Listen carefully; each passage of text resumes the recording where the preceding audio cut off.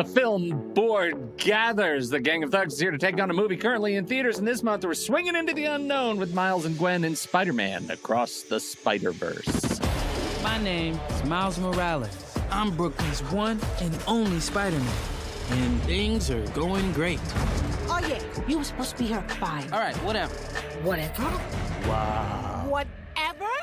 So are you like a cow or a Dalmatian? I am the Spot. It's not funny. Don't do that.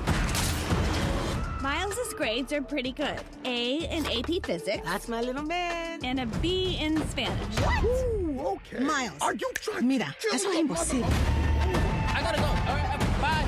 He's lying to you. And I think you know it. What's up, danger? Miles! Want to get out of here? Oh, Gwen? So wait a minute. There's an elite crew with all the best spider people in it? Who's the new guy? This is unbelievable. This is the lobby.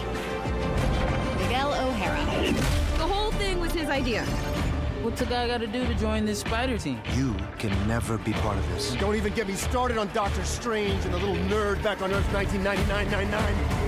Come on, go easy on the kid. He had a terrible teacher. Peter, Miles! you have a baby? I have a baby. I'll take it from here.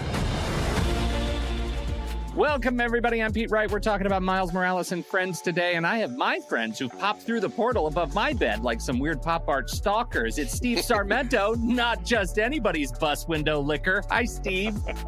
All right, let's do this one last time. My name is Steve Sarmento. I listened to a podcast while I did yard work on Saturdays, and Pete Wright made me angry with some of his opinions, and Jiggly Monkeys used to poop in Andy's lemonade, and they asked me to join this podcast with Tommy and JayJay, and there were some other guys that came and went, and Tommy watched fake things fight fake things, and he talks about smells with Pete, and I made JayJay watch a bunch of movies for Trailer Rewind. But for the past 9 years, I've been part of this film board, talking with these guys about movies, and the thing that keeps us coming back together month after month is our love of movies and the great conversations we have together. There's only one film board, and I'm thrilled to be part of it.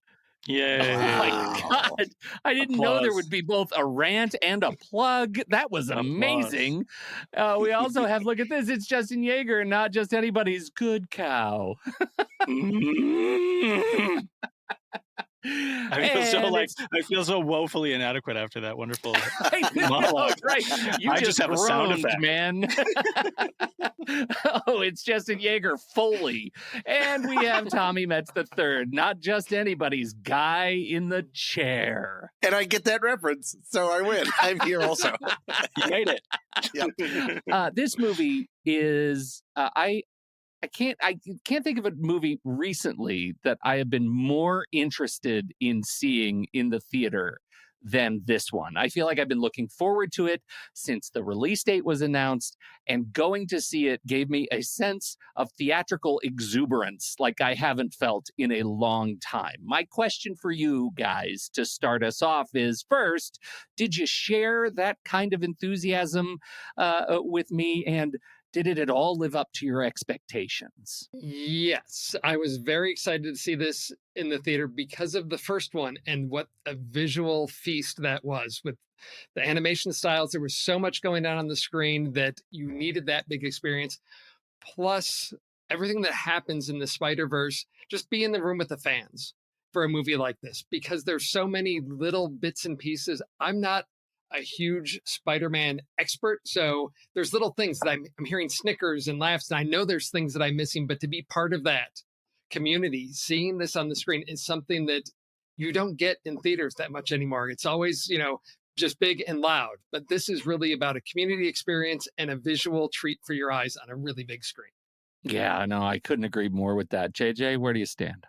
Yeah, I talked a little bit about it last month. I agree. I was very excited about this, mostly because of how my expectations were blown out of the water with Into the Spider-Verse. So I was very excited about this, and I ended up really enjoying this experience too, for different reasons than that sort of disruption that I had on the first one.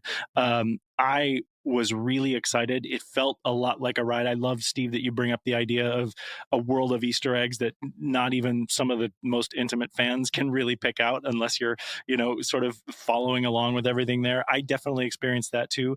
And the biggest thing for me was how many times I caught myself saying, wow, at what I saw on the screen in this movie. And that isn't something that I really felt in the first one because I was so into the story. This one, I really felt like I was here for the ride in a completely different way. So I loved it. And my expectations were high as well. Tom, if there's ever a movie about fake things, throwing things at fake things, we've found one.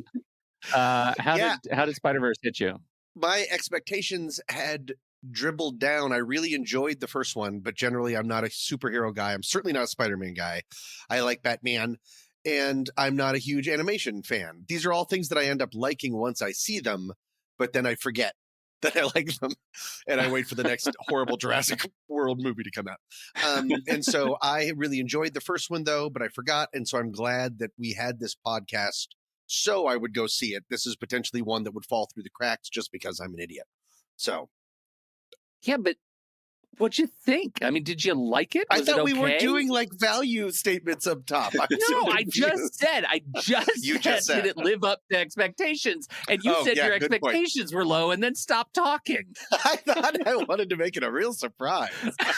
I know the answer and I'll never tell.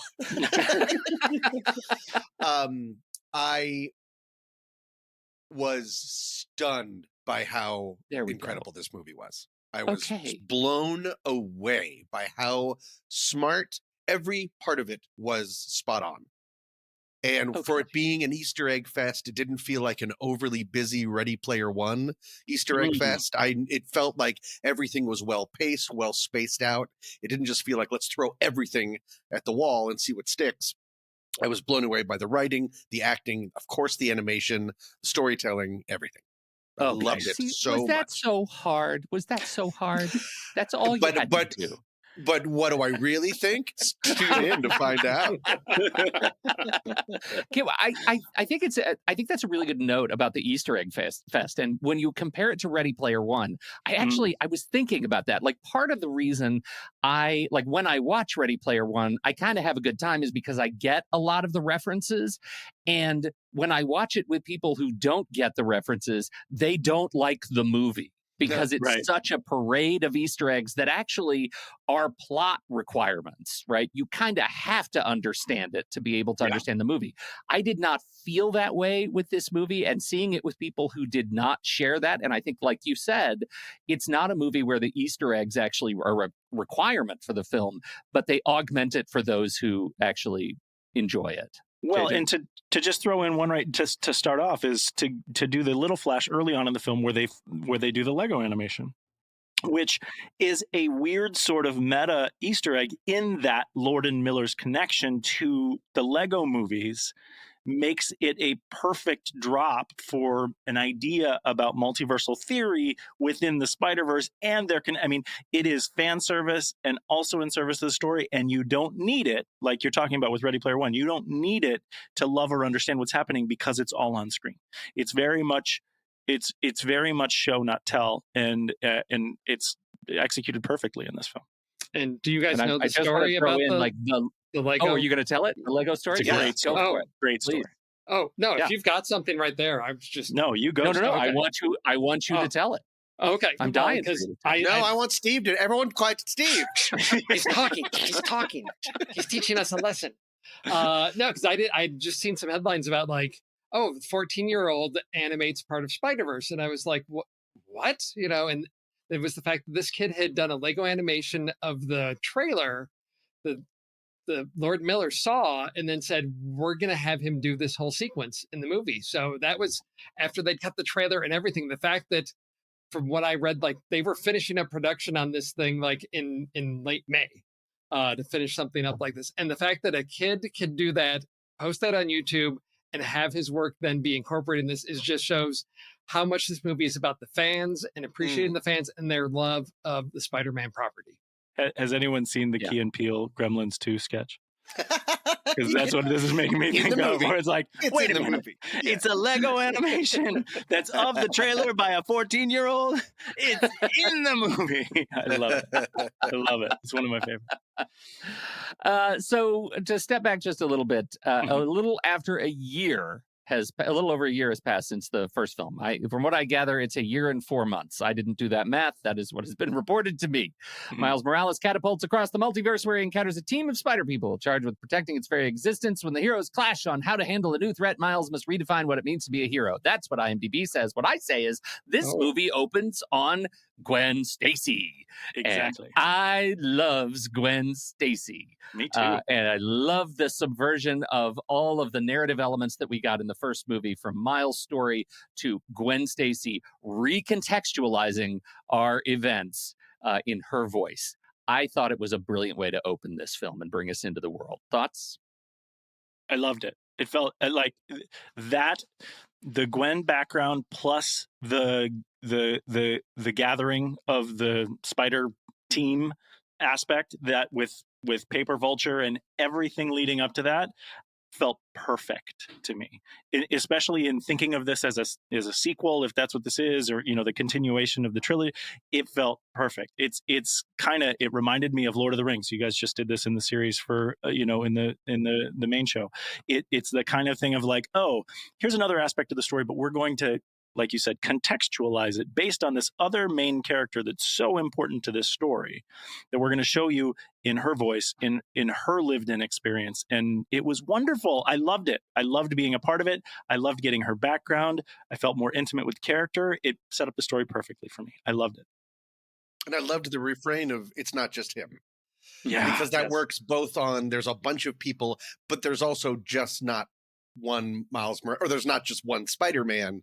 It's just such a smart way to do it. I love that kind of writing, especially in the beginning. Sorry, Steve, go ahead. Oh, no, I was going to say, I love that we start with Gwen Stacy to get her story, but it really sets up this whole, like, there's two protagonists in the story, because I'm watching this and in a matter of minutes, how am I so invested in her relationship with her dad? Yes, I'm a dad with daughters, so I'm a sucker for a story like this. But this whole conflict of, she's growing up, she's got all this trauma she's dealing with, she's got a dad that she's got to hide stuff from, and this whole drama going on between them. And I'm like, we haven't even started this movie really, and I'm already like on the brink of tears between this relationship between Gwen and her dad. I'm like, how did you do this to me so quickly?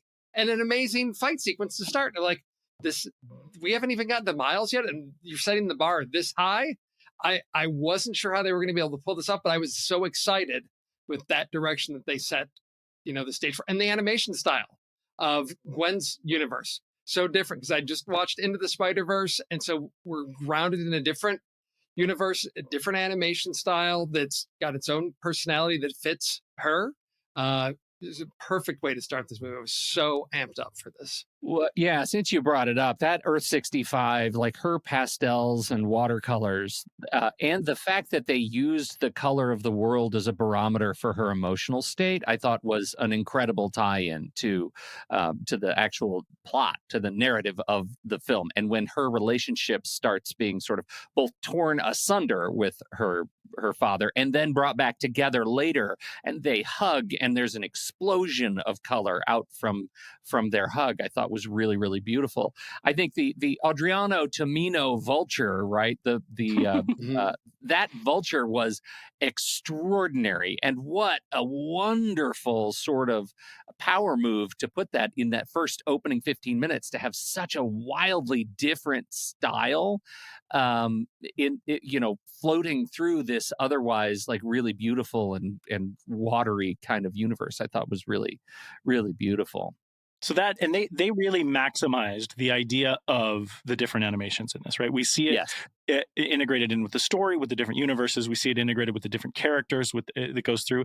It's something that actually has existed in animation for years, for decades. Something that Disney has been doing too, where they would actually assign a team or a leader to a particular character. But it's something that I didn't always recognize as it was happening. There's one movie in the Disney group of movies where I did see that first, and that was Atlantis.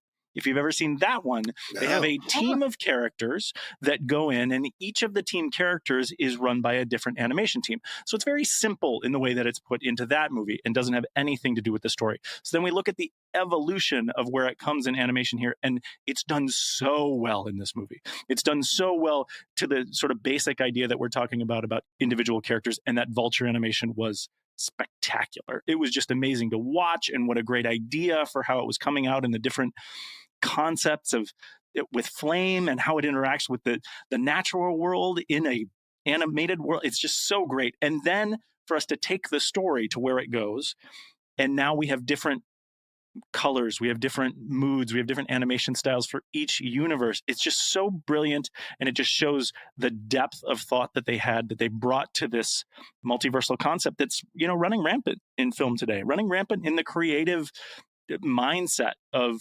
artists right now, and I just loved it. I loved how they made it work in this movie. I think that's a really good point. Like the idea of having art styles per, you know, and I'm not an expert sort of historian on, you know, making animated films in the Disney canon and beyond. I get your point about even Atlantis. I saw the movie. I don't remember the variations, but it feels to me like what this movie did, contrary to what those movies did, which is we're making one movie, put your spin on the character, but, you know, it needs to fit in the movie, was we're making this movie and you can do whatever the hell you want with these characters. And reference Daniel Kaluuya voiced Spider-Punk, which is hands down my favorite animation in this entire film. Favorite character. Yes, favorite character, favorite everything. He was an extraordinary character, and I was delighted to see him in the movie. The other arc, though, animation arc, is Miles, right? Miles in the last movie was all sort of offset, like he had all the color offset was kind of with him. It showed that he was, I see now through the lens of history with these movies that his animation was tied to his skill and prowess as Spider-Man. And by the end of this movie, his animation is tight. Like it is, he is a unified character, and looks great in the final sort of climactic sequence. So I think it is just a real shine. Also, you know, we talk about our love of Earth 65 with all the pastels and watercolors. You know, we go to the Hindi verse, right? We get to see the character was Prabhatir Prabhakar. By Karan Soni. And Karan Soni was also the cab driver, I believe, in Deadpool. No. Oh, the actor. Yeah, see, now I'm getting tripped up. Yes, exactly. Right. And that cross was fantastic. I thought that was really fun hearing his voice. I thought he was really great. So, okay, so the other, and we went to, I think, 5 different universes all told. Did you have a favorite? The weird thing is, like, I'm having trouble selecting, is what I would say. So because they were all so fantastic, and I mean that in the sort of literal sense of they were this elaborate fantasy world. I mean, I would love to go with the Hindi verse because of how they used it in the story. I think the idea of where they go, where Spider Team HQ is, I think, is a really interesting concept as well. What's that? Nueva York? That's what that one is.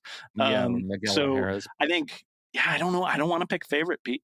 You stumped me with that one. No, and you can't forget when the Spot kicks himself in the butt into himself, and he's sort of inside himself, and that whole sort of white space of just that universe of his revelation. I mean, that character is interesting because we're paralleling things of the different universes. He's that gateway through that.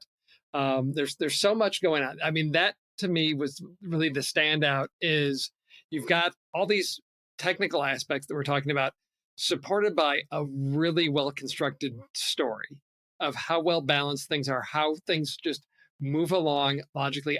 There's so much story going on, but I'm not lost at any point. I'm led through this in a logical manner where I understand these characters, what their motivations are, what the stakes are for everybody.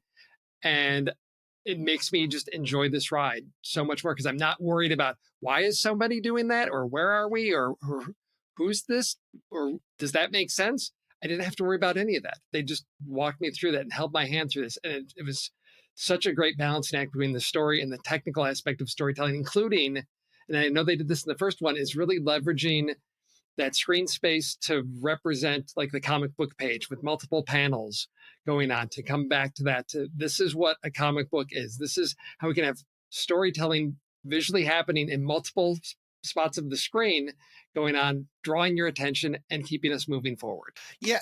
I feel like it was just this, it was as close to frenetic as you can get without being frenetic. And that's really what a lot of these movies can be, with the, just to, what I was blathering on before about throwing everything against the wall, that sometimes they just think that that's the way to do it, and it becomes numbing. Bo was afraid. Bo was afraid. Bo was afraid. And so, I don't know what's happening to me. Frenetic. Is it allergies? Throwing things against the wall. I think it's allergies. Yeah, Bo's afraid. Bo's afraid. Excuse me. You might want to cut this. Yeah. But I mean, but to be right on that edge, and then all of a sudden have like live action, like Spot being animated goes into that convenience store, to have Donald Glover as a meta thing. Well, and the convenience store is the Venom universe. That's the Venom universe. Oh, see, I don't even know. This is the thing. This is the thing about gum the Easter eggs. Was like Brock's Venomlicious or something. Right. That was it's like, there's so many Easter eggs, and you, Tommy, this is the point we were making at the beginning. You, Tommy, didn't need that to enjoy that scene. And then you get the Snickers from, two seats back of like, oh my gosh, it's this. And then Donald Glover, and this is the thing, maybe you guys can connect this for me. I have seen rumors. I don't know if it's true, but there is supposedly a live action film being scheduled where Donald Glover is going to play Aaron Davis, Prowler, in a future thing where Miles is again in a live action, but is not the main character. Have you guys heard anything about this? I heard the same. Wasn't Donald Glover in Spider-Man, the first Tom Holland one, which was that Homecoming? Yes, he was. He was. They bound him up and put him in a. Right. Yeah. But I don't remember. But I don't remember that character name, because again, I don't know if that's the same character from that universe or not. But yeah, it was. Love it. Yeah, such a joy. It's actually interesting. It is, Steve, I'm checking right now. It is actually, he is playing Aaron Davis Prowler in that as the sort of multiversal anomaly, but he is credited in Spider-Man Homecoming there as, according to the Marvel Cinematic Universe wiki, as Aaron Davis. Oh, which I think is, I think is called Aaron Davis in Homecoming. Oh, yeah.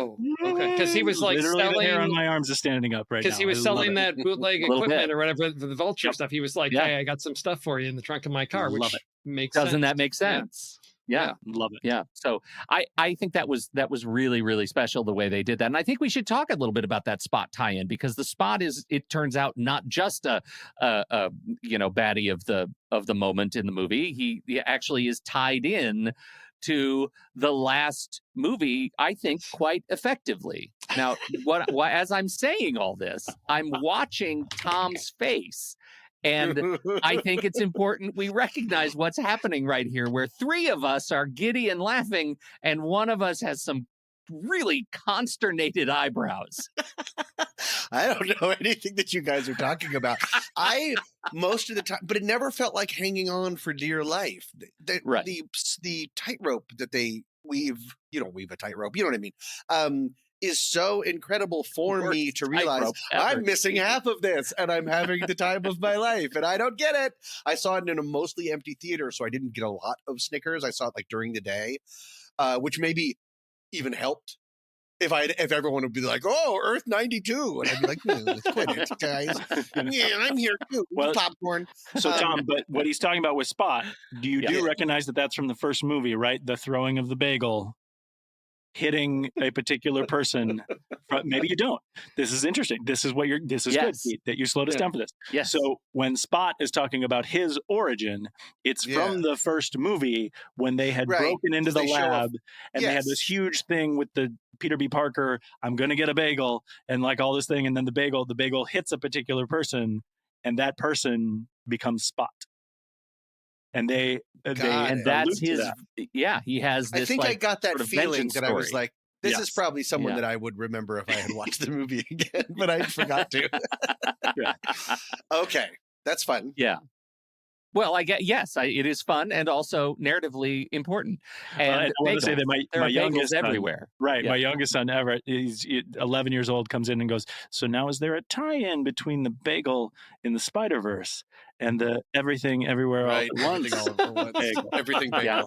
Yeah. It sure does feel like like there is a nod and a wink to the kinds of bagel, flashes that we have in this Right. movie. It does feel like they're certainly in the spiritual universe together somewhere. I didn't fully understand that. It still worked great. I knew that it was something like some sort of callback that I wasn't getting. Brian in the comments is asking, like, for instance, like the Spot drops out of the narrative for a while. Miguel comes in as the bad guy. None of it all worked so well for me. There was so much story and everyone had so much backstory, but they lean into it. I was fine when people disappeared. I was fine when people came back because I was so invested in every single person. I don't mind the involved. disappearing, but I think it's good to bring up Miguel because Miguel, so there's two things that are kind of big foibles for me with this film, and Miguel is one of them, in that most of the characters are written with a great arc. And you get that, and maybe, and I'm leaving room for them to come in the Beyond the Spider-Verse narrative that's going to come in the third one to give him some sort of arc. But he is really one-noted here. He's really a very singular idea as a character at this point. And maybe it's because he represents the Thanos without the backstory. He represents, this kind of thing, like the great sort of orchestrator of what he thinks is important to maintaining the universe. But that wasn't enough for me, especially alongside all these other characters who are given this sort of depth and understanding. Like everything we talked about with Gwen and Gwen's backstory, I thought was great. I didn't end up feeling any sort of affinity towards the Miguel character, and I want more. I love Oscar Isaac. I want more of what he represents to the story, what the Miguel character represents to the story, but it wasn't good enough for me in this movie, unfortunately. I think that's a really great observation. To me, Miguel in this movie, he's the intense governor of Spiderville, right? Like he has he acts as the threshold guardian for everybody else to sort of get around and do the right thing in spite of his intensity. To me, that felt okay, but I think I'm putting a lot of weight on a subsequent film to wrap up a story that this very much feels like The Empire Strikes Back of. And I want to reserve some judgment. I love that this movie to me stands alone because there's a bit of a transformational arc along the way toward whatever comes to that movie, and it resolves as cliffhangery as it sort of resolves at the end. I didn't feel like I was robbed of anything in the movie. Like Fast 10, like I feel like this movie can actually stand a little bit on its own. It's a crazy day. Grass pollen all time high. I still felt like I was rewarded at the end of the movie, and I think you're right. I do also love Oscar Isaac, and I think he has a great voice for this character. Given the end of the last movie, if I'm being super hypercritical, like introducing Miguel O'Hara in the last movie was extraordinarily exciting to see that they were bringing in sort of this character. And that he was just, I'm being super generous with the word just, the governor of Spiderville does feel, I guess, a little bit underwhelming. Well, he's the foil for Miles, because we have Miguel's whole thing is, I tried to change my canon, right? He went to another universe where his daughter didn't die, breaking canon, and realizes like these are things that can't be avoided. We have to face this grief. And then during that whole big chase when they're whatever train to the moon, and Miles is like, hey, I'm gonna do things my way. I'm breaking from this. It puts them in direct opposition to each other, which sets us up for that great moment at the end of Miles facing himself, of the Miles that lost his father and who he turned into versus, without, spider abilities. It's this whole thing that I'm really intrigued with, this idea of, grief and, how we come out on the other side. Are we in a world of despair where we're tied to that past and that grief and we're clinging to it? Or are we able to move past that and become the hero that we need to become through that transformative, crucible process of like pain, anguish, whatever, that trauma. And that to me was very interesting to see how Miles is going to handle that. That's what he's faced with this next movie. And I'm really intrigued to see how they approach that, because he's got his spider powers, right? Is that the message that it's going to be of like, sure, you can get through things because you have superpowers, that's what gets through, or is it something about our character as human beings that we need to, how we respond to grief and trauma and who that turns us into? And I think that's why I really liked the whole, setup between these two characters. So yeah, I think, maybe we've got a bit of a one-dimensional villain there, because that's his one thing of like, I've got to maintain canon. That's my one thing. Whereas Miles and Gwen have far more complex stories going on. But I think there's already so much, we didn't have time for a more complex villain, because we've got the Spot as well and what role he's going to play. There's a lot going on. So I'm willing to sacrifice a little bit of complexity on our villains there. But yeah, I think the themes that we're going to are ones that are really compelling for me.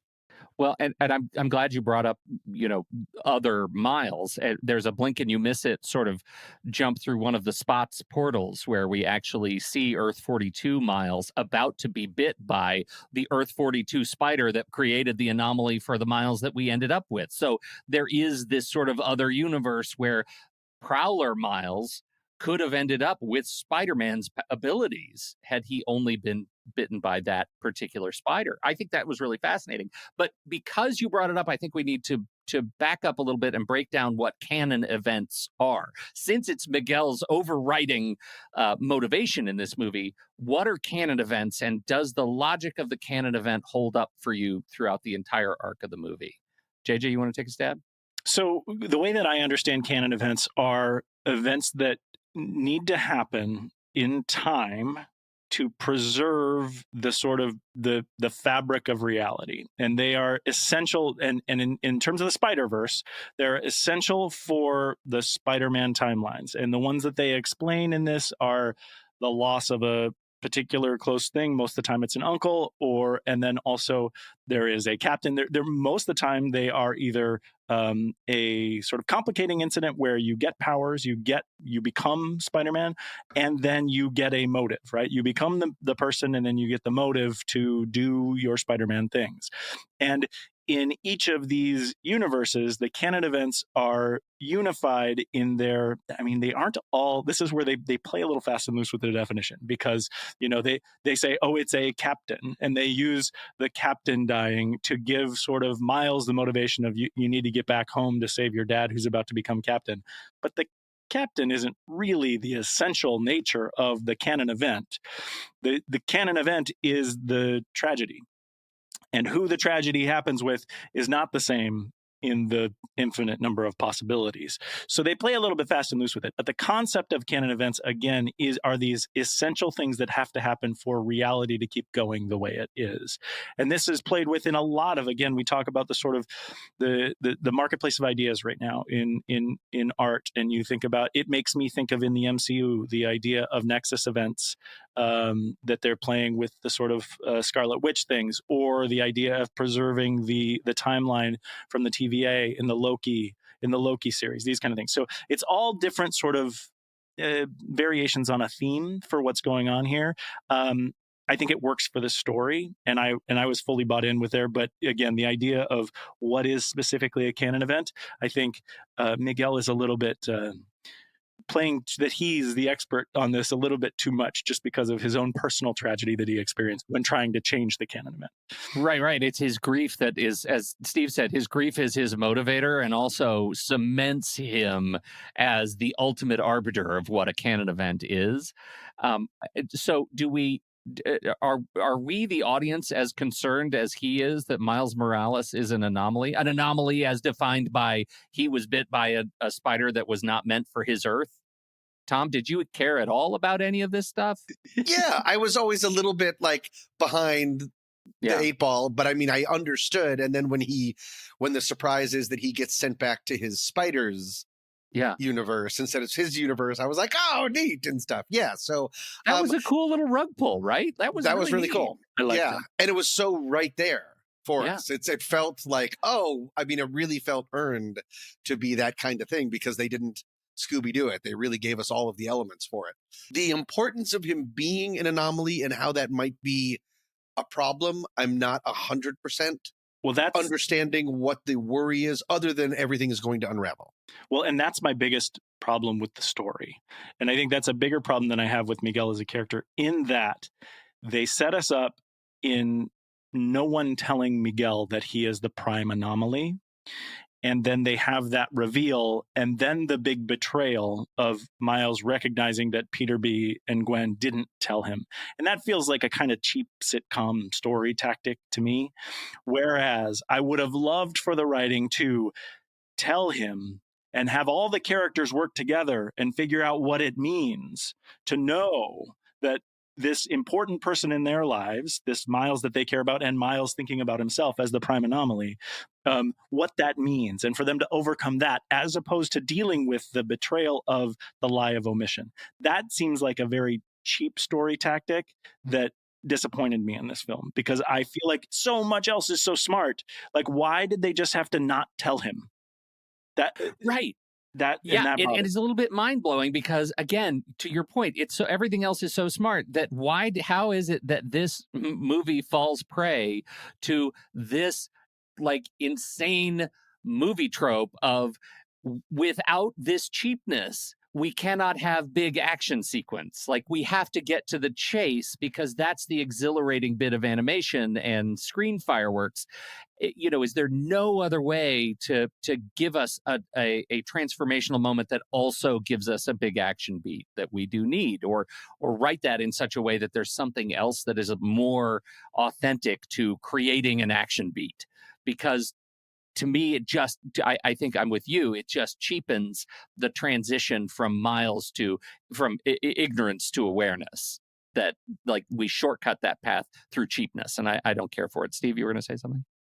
No, I think that's one of those tropes of, like, I'm the angry teenager. All the adults are hiding things from me, and now I'm going to be angry about it. I feel like that's something that's it's a well played trope of.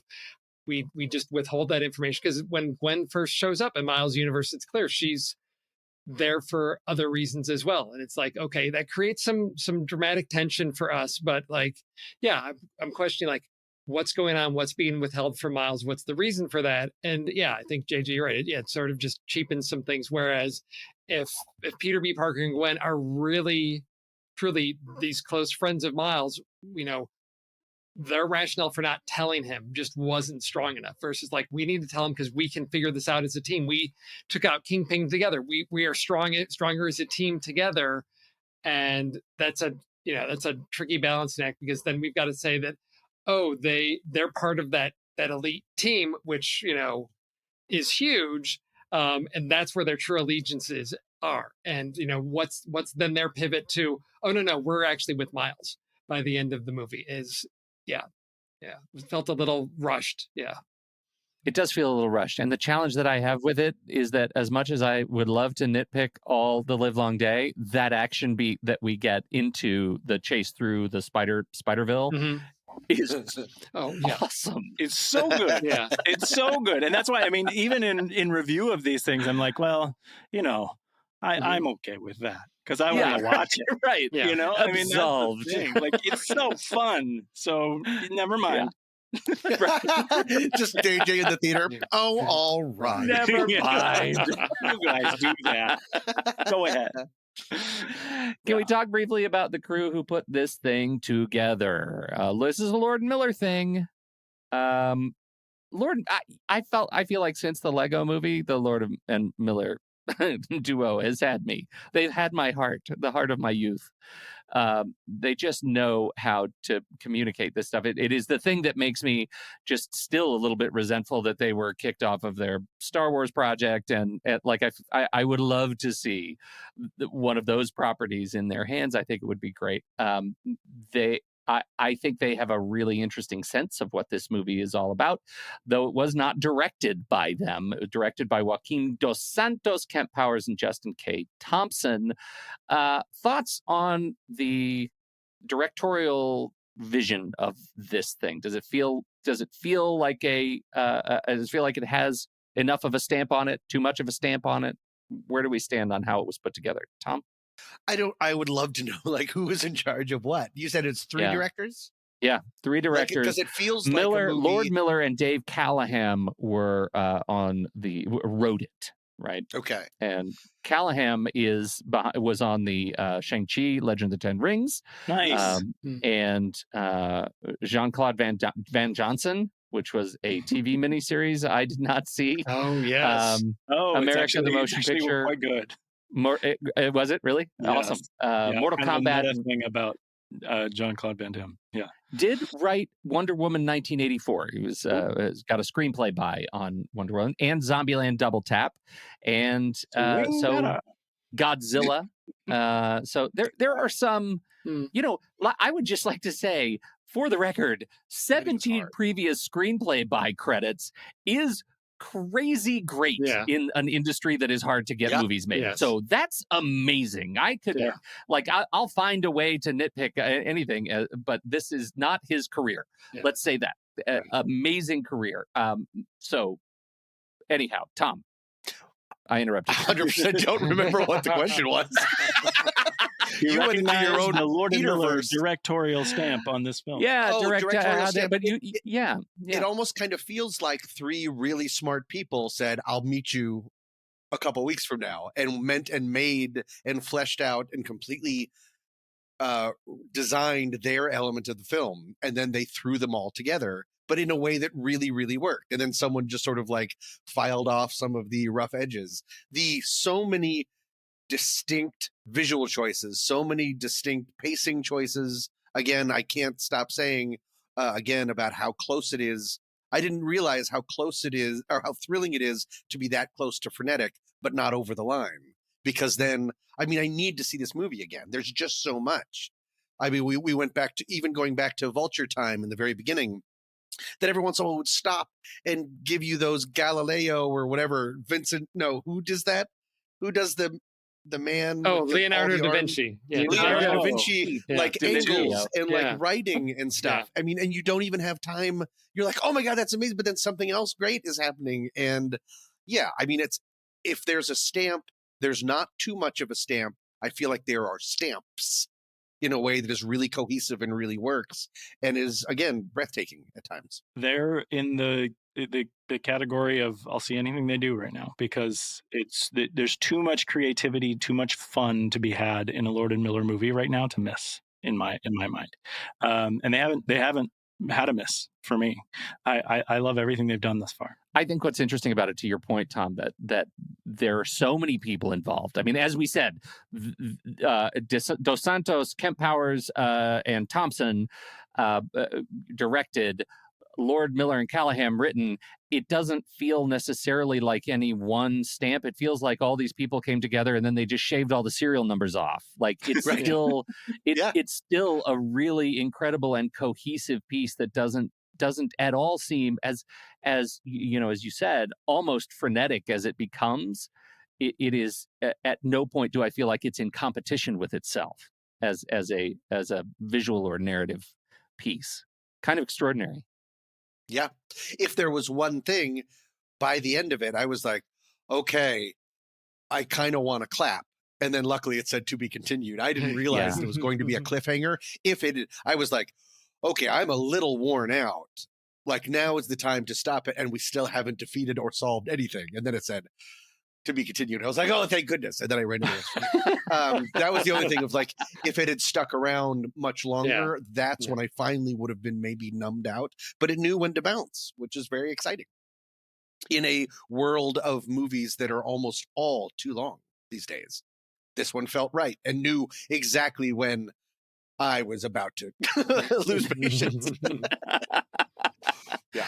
Before we turn our attention to ratings, reviews, and coming attractions, just a shout out to any particular voice performances that were over the moon for you. Andy Samberg.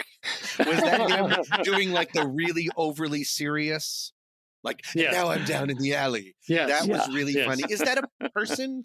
Here, I have a really quick, if you can sum this up really quickly, because I don't want to be too geeked out, but like, are all of these different Spider-Men, do they exist like in the comic books? Do they exist in other things? Or are some of these Spider-Men just like made up just for this movie?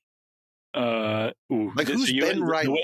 The way you asked the question was hard to answer. Sorry. But the majority, not the majority, the major Spider-Men that you've seen have been created in Marvel IP. The Andy Samberg, Ben Reilly character does exist in the comic book world, but some of them were created just for the film as well. Okay. But some of the big ones that get like a real shout out are ones that super fans would recognize. Yep. Interesting. Yes, definitely. I do another shout out to Brian in the chat room. Was T-Rex Spider-Man? That's the one that jumped out to me. Was T-Rex Spider-Man real Right. from the pages of the books? I'm not aware of him, but I'm not going to say that it's further research needed. Outside of the possibility. But yeah, Right. no, that seemed like it was great for the film and the film alone. Yeah, it was extraordinary. The variety of Spider-Man. Like this is one of the bits that Lord and Miller interview. They said, how did you sort of conceive of this movie? Because they started conceiving of the movie a month before the first movie had been released.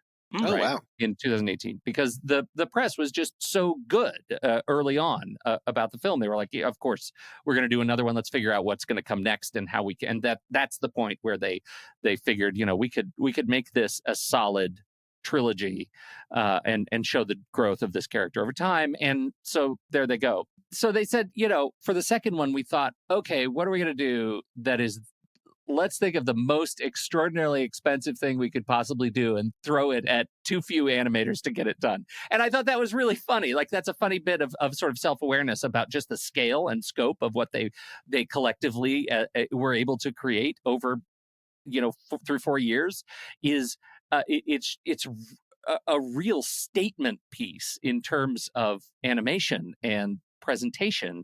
There is nothing else like it in movies except for the one that came right before it. Like, right. I don't feel like we've seen anything else like this. And again, as not a rabid consumer of all of animation, this one feels like an anomaly to have made it quite so big. Anyway, we were talking about big performances, and Kaluuya. Daniel Kaluuya is my favorite. We talked about him before, but the interesting thing about Hobie ends up being my favorite character.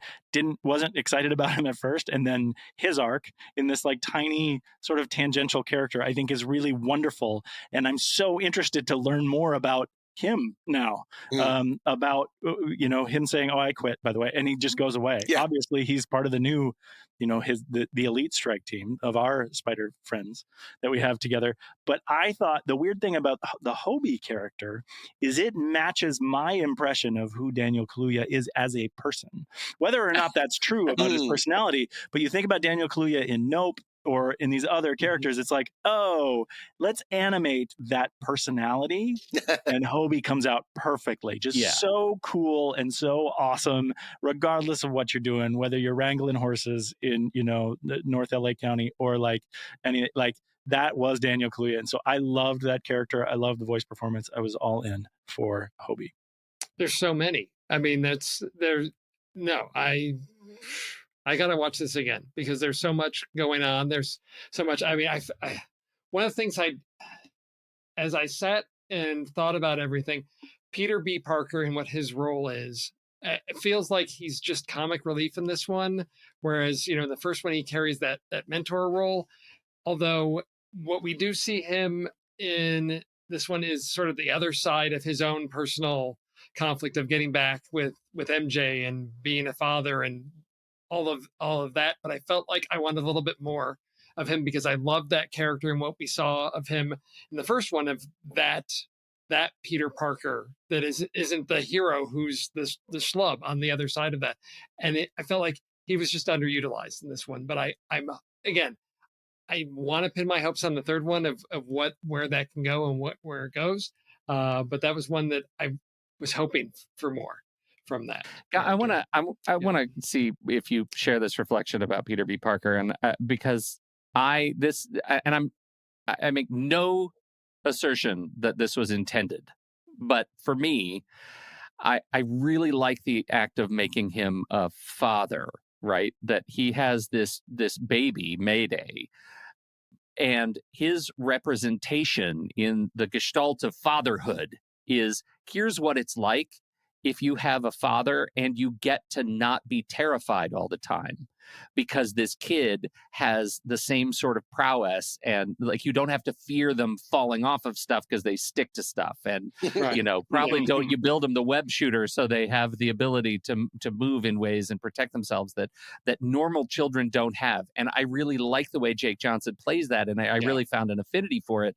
Like this is kind of aspirational for me personally. Like what would it be? What would it have been like when my kids were that old to not be terrified all the time that something terrible was going to fall on them? I think that was really interesting to me. And Captain Stacy is sort of the other side of that, and that's his arc, because he goes from, his way of coping with that was, I'm the cop. I live in the black and white world of there's right and there's wrong, and he steps away from that into that gray space of being a parent's hard. It's all gray space. You don't know. There's no easy answers to those things. And so I like that whole aspect of the uncertainty of that arc of that relationship, because I felt like that feels, again, very true to me of like, yeah, I wish it was like work where I know how to manage things versus like, I don't know how to handle this kid who's on the brink of adulthood and is keeping secrets from me. And it's, what Peter B. Parker says of like that whole thing with, seeing how Miles turned out of like, yeah, I can do this. It's like, well, yeah, can you though? Because Miles is going to go through some tough times. I mean, that's why I can't pick a character, because to me, it's the themes of these stories of raising kids and parenting that to me is just always comes through in this. Yeah. Right to the heart. Obvious shout out to Shamik Moore and Haley Steinfeld, as Miles and Miles and Gwen. They I think carry their performance from the last movie, and it's just absolutely rock solid. And they're just terrific. I love the addition of Oscar Isaac, and I think, again, to your point, like there are a bazillion voices in this movie, and how do you pick just one? So there we have it. That's Across Spider-Verse. Unless I missed something we absolutely need to talk about, shall we move on to ratings and reviews? Let's do it.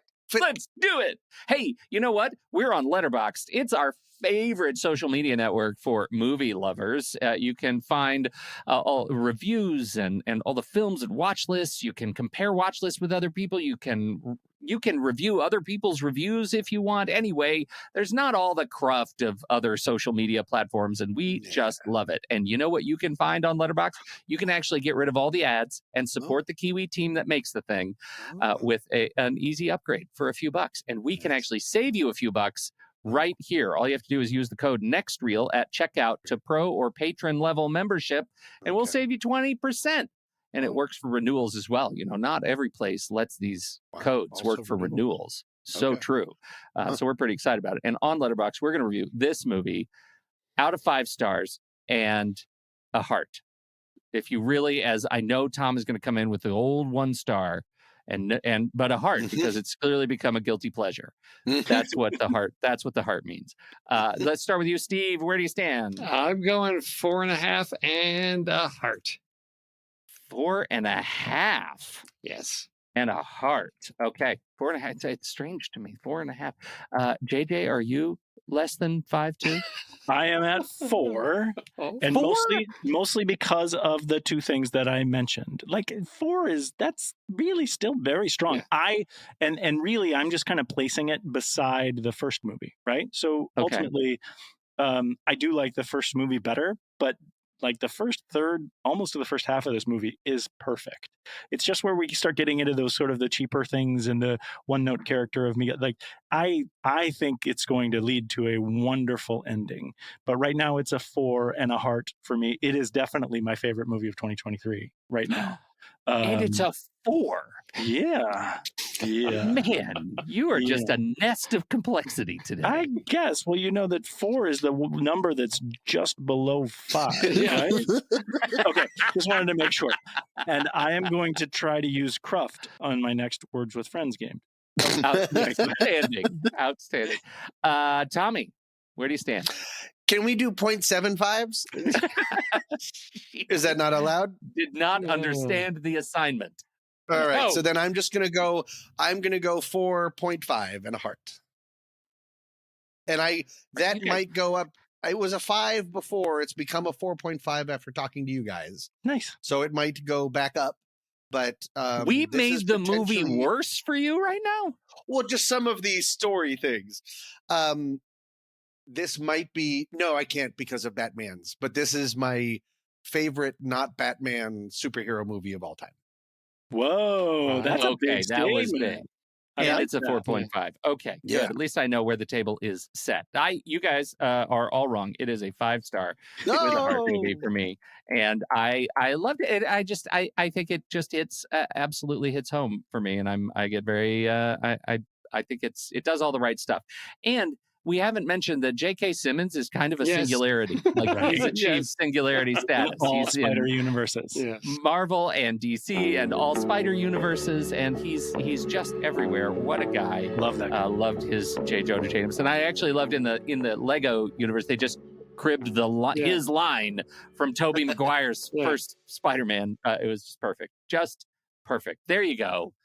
That's where we have now been deeply into across all around the Spider-Verse, but not yet beyond it.